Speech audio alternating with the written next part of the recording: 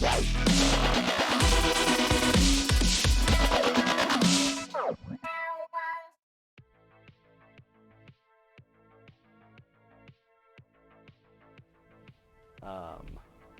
a good question.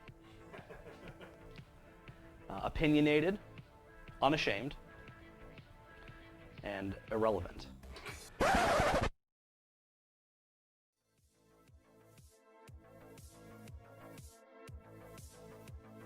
I would say organic, because we don't really plan things out. I would say real, authentic, I guess is a better word, because it's not scripted. What you get from us on a Monday night is authentic, because we're just sitting around talking about it. And I like irreverent. I think that's part of it, that we do get to, we're not, held to regulations or standards to the point that we can't say it like it is or speak an opinion or something like that. So that's the unique thing that a podcast platform gives us. It also gives us a unique, we don't agree with each other all the time, and that's awesome that we can bounce those ideas off of each other. So I appreciate the environment that we have in the room and what we get to do.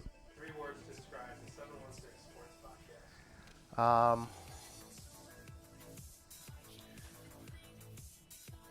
Fearless. Is that a dumb word? I know, you don't sound confident. If you say fearless and you pause, it doesn't count. I sounded pretty fearless saying, fearful saying fearless. You sure did.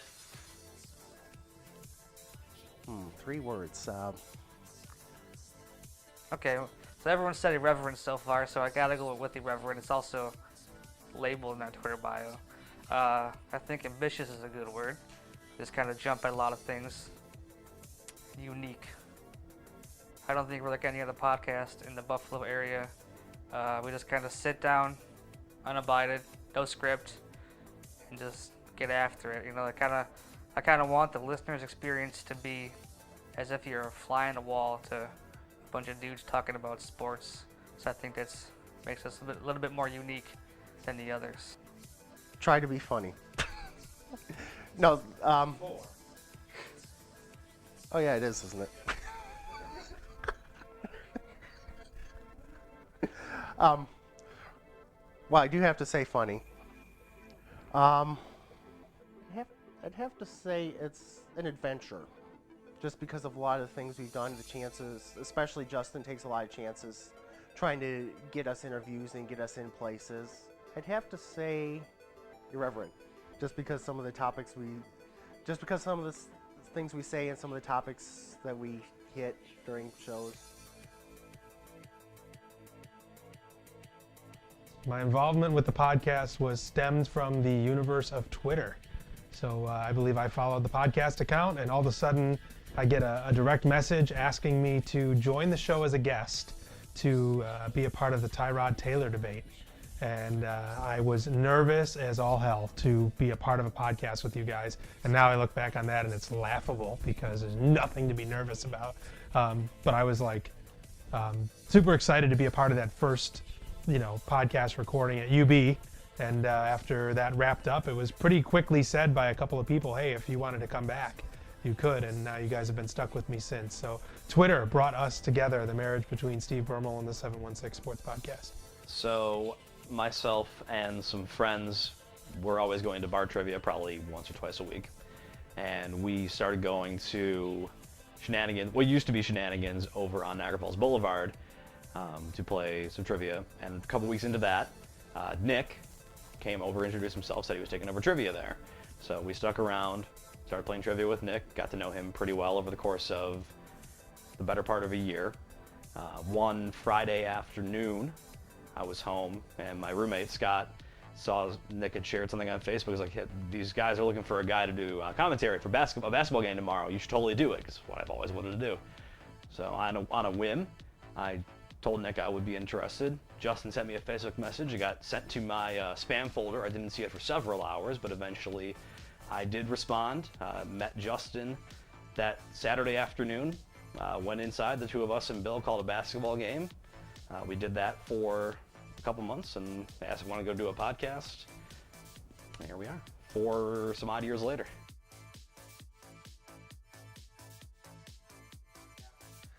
Well, Justen and I would always talk at work about the latest. At that time, it was free agents, hockey free agent happenings, and we were both just really tired of how things were going on WGR, and he's always saying, "We should start a podcast. We could do this. We don't like their takes. They got some really bad takes." And I was like, first I doubted it, and then Justin was like, "Okay, we're going to do this." And we met at his house one day and talked into his old MacBook and just went from there. What sparked the idea to come up with, what made you come up with the idea to begin recording a podcast? Before podcasts were cool, this was years ago. What gave you this idea? So before podcasts were cool, me and Mike worked together in a warehouse, and we came in every day, both complaining about the takes on local sports radio. We didn't agree, and we both agreed on not agreeing on said takes. So after many weeks, maybe months of complaining, I had just met him, a couple weeks prior. I said, "Hey man, we should start a podcast," and I don't think he took me half serious. He kind of laughed it off. I went home that night, made a logo, got server space, made a webpage. Came the next day and was like, "Come over next week, we're making a podcast." And that's that. What do you remember most from that first recording? That first recording will never be talked about in the light of day. All right, but you did mention talking into the MacBook. Give us a little bit of an idea of that. I mean, it was literally MacBook set up right in front of us. We're kind of huddled near it, so that way it could pick up our voices, and we were talking into it, and Audacity was recording it. So all the microphones were nowhere. At that point, no equipment. There's just two guys talking to a computer. Yeah, so the first 2 episodes are probably us talking just into my MacBook's internal microphone. The first episode never seen the light of day. The funniest story about the first episode is I forgot we were doing it. I was out golfing, and I came home a little bit tipsy, and to Mike sitting on my front porch, and I was like, "Oh my gosh, I forgot we're doing that." And then that's mostly why the first episode didn't see the light of day, because I was a mess. Now you can see why all these years later the podcast is still the way it is, because that's how we run this thing. It's kind of however it goes. It's funny. We started this thing. I thought it was gonna be one of those things where we do 4 or 5 episodes and just tails off into the darkness. And here we are, 6 years later, and going strong, doing new things. So it's been quite the adventure so far. And for you, so you've been trained in AV and audio and video editing. You clip our videos, you take care of our sound, you run the mixer, you edit, you put things in. No one taught you this stuff. No, I don't have any experience in any of this stuff. To start, it was all Googling and YouTube and just trial and error. And there's lots of error. There are episodes that I completely lost because I goofed. A very big one, not too long ago. So it still happens, but no, just goof around on the computer. It's what I like to do, and just kind of figured all this stuff out. And here we are today doing all kinds of crazy videos with the Buttes and the Bandits and many more things coming in the future, hopefully. The way we attempted to do it, at first we tried to be more organized. We tried to say, okay, we wanted to cover certain topics during the podcast. We got away from that relatively quickly. We're more free-flowing now instead of trying to segment it and say, okay, we want to talk this, and this. We're just coming up with whatever, and you've heard the results sometimes. I mean, it gets a little out of hand, but but yeah, we're just not as formal. We're not as regimented, and just all the guests that we've had on it is probably something we never thought we'd have, especially so quickly when we started. A pleasant surprise. Never thought of it. Never even had the goal. Just kind of happened, randomly. It's very cool to be here. Just spontaneously kind of happened. Started off with the Buffalo 716ers, and now a defunct semi-pro basketball team that played out of ECC. Their PR guy reached out to us for whatever reason, asked us if we wanted to call games, and that's where all the play-by-play and color commentary started. And go from there. Now we got the Buttes. You're doing the Bandits. Justen hockey, UB ice hockey, FC Buffalo. The list goes on. It's been quite a list of accomplishments, and it happened totally an accident. That was not the goal. My goal when I started this thing was to redefine sports broadcasting, and that never really happened. But here we are now doing what we're doing. It's been quite the ride. So, you know, I don't really know where it started. I just know that I always wanted to do sports broadcasting. As long as I was a little kid muting the TV and calling it myself when I was 7 or 8 years old. In Buffalo, we're really lucky, especially at that point, to grow up. I was listening to Van Miller and Rick Jenneret call sports games. You're not going to find better local commentators anywhere.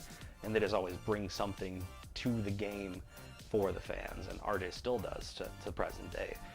And it just always caught my attention. I went to college to do something tangential to that. There really wasn't be a sports broadcaster major, but I went for like video production and audio engineering and things like that to work around in sports, and always kind of, you know, saying if the opportunity ever presented itself, I would totally go and do something like that. And indirectly because of the podcast, I got a chance to do basketball, and then hockey, soccer. We're all over the place now, and it's crazy to think that of just one random little chance connection has given me the chance to actually pursue something I never thought I'd get to. Well, and I want to first give credit to the podcast, because I believe getting a voice over the airwaves, albeit in the realm of podcasts, was an opportunity to start doing some color commentary. So I jumped on board with you with FC Buffalo, jumped on board with you for the UB men's hockey team for a while, and then the opportunity presented itself for the Buffalo Bandits to do part-time color commentary for them, and most recently doing full-time play-by-play for the Buffalo Buttes. So it's been an amazing journey to go from the guy that was nervous to sit down and talk about Tyrod Taylor to a guy who's had the privilege to be the voice of some of the sports teams around Buffalo. I've gotten into a lot of getting into the hockey end. I did UB play-by-play, and before then I would occasionally drop in and help with Jeff with color commentary. Did some Buttes games. Worked with Jeff at one FC Buffalo friendly. I think it was last year. And then the 716ers before that.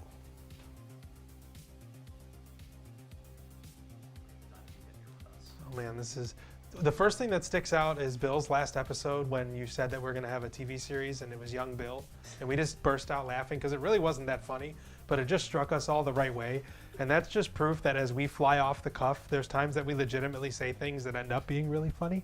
But on a more formal note, it was interviewing Marty Biron, just because it was really neat how that came to fruition. He goes on Twitter and he says, I wish I could just, crack a pop and talk about the Sabres in like a podcast environment. And we took our shot. We shot our shot and reached out to him. And sure enough, he came on the show, and he was kind of a hero of mine growing up in the sports world. So it was really cool to interview Marty Biron in that capacity.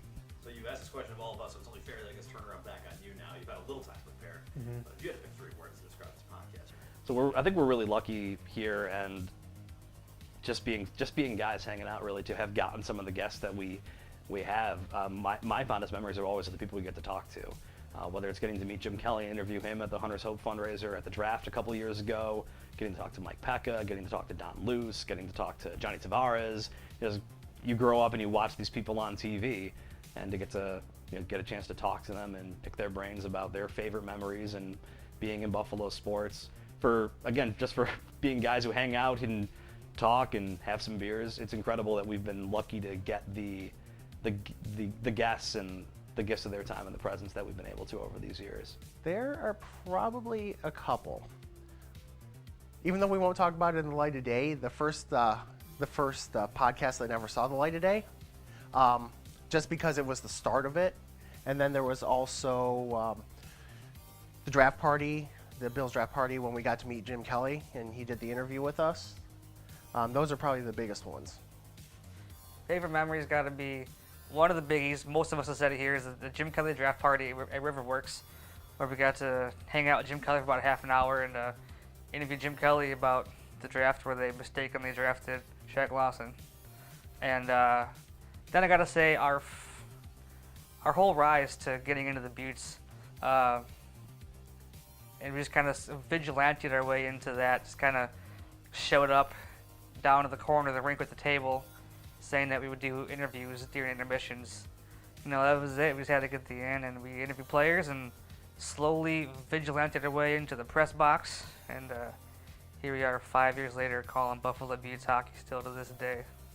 I had a follow-up on one of the questions. Something you just talked about that I should talk about myself. The first, if you could, recount our first ever experience being physically at a Buffalo Beauts game. The first time we ever got press passes for the first NWHL All-Star game. How we were set up and how we managed that. So yeah, calling our first NWHL event. It wasn't even in an official capacity. They had somebody else calling it and whatever it was being broadcasted on, but we were doing our own thing. We got permission to do our own thing down in the corner. They were literally down in the far right corner of the rink with the table, like the worst view possible to call anything sports-wise. This is Jeff's first time experiencing the NWHL. NWHL first All-Star game, and we're down there winging our way through a skills competition. Not as easy to call as you think, but that was quite the experience, seeing all those great athletes in one spot, doing it with Jeff and Eric.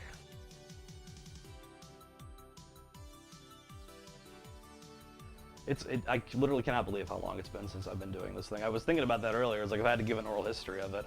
We've done it now since I started. We did it in Justen's old apartment in Cheektowaga. We did it in his mom's house in Kenmore. We did it at Fan Doozy. We did it in the back of Lockhouse Distillery. We did the one at Riverworks, and now we're at Justin's house in Tonawanda. So I feel like we've lived our lives in segments, just moving through here. As the younger guy on the podcast, it's been a lot of my personal development over 5 years of doing this. It's crazy to think of who I was back when this all started, or when it started for me, which wasn't even when this all started, versus where we all are now. So I like to think we've matured a little bit. We haven't, but I like to think that we have. Yeah, so my first connection to sports was a professional sports writer covering the Bandits for like 9 years. And the dream was always to have a microphone, just because I loved calling games. Growing up playing NHL 93, there was no commentary. So when you're playing NHL on Sega Genesis, you're calling your own games as they're happening. So, I was doing my best Jenna impersonation. And now the beauty of what the podcast has given me is tape. To be able to send a link to an FC Buffalo game and send audio files from UB men's hockey games. That's given me the opportunity to pursue the Bandits professionally in color commentary, and now to be the full-time Beauts play-by-play voice. It was really cool to be able to build a portfolio. I would not have had that avenue without the podcast. The thing I want to touch on is I would like to say thanks to everybody who's not in this video, such as Bill, Kenny, Nick John, Chuck Walter, and Eric Wolschlager. They're the guys that kind of were the glue of this thing when it first started. And then I met Mike. I was just trying to push any kind of content to be relevant, and I brought in a friend Chuck to be our fantasy guru. And Chuck brought on his buddies Nick and Bill, and then it was just me, Nick, Bill for quite a while.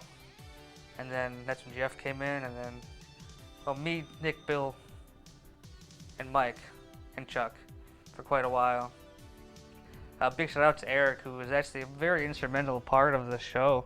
Behind the scenes a lot. Did so much editing for the site for years. Just thanklessly, I guess is the right word. And really kind of got us in touch with the Beauts, which kind of helped us kick off to where we are now.